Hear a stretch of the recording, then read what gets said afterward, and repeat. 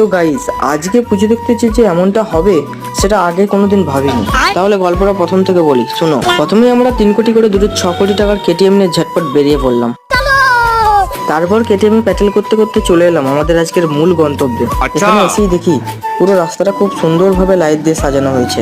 যাই হোক, তারপর কোথা থেকে এক এলিয়েন এসে হাজির হলো। তারপর হঠাৎ করে দেখি মহাদেব এখানে একা একাই দাঁড়িয়ে আছে আর পার্বতীকে খুঁজছে। তারপর আমিও বেরিয়ে পড়লাম পার্বতীকে খুঁজে দেওয়ার জন্য।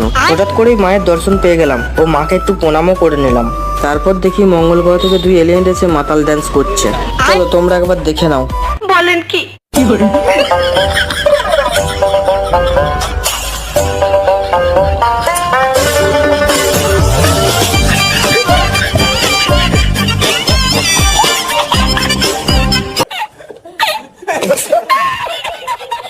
যাই হোক, আমি এখন বাড়ি যাই। তোমাদের এরকম মিনি ব্লগ ভালো লাগলে চ্যানেলটা সাবস্ক্রাইব করে নিও।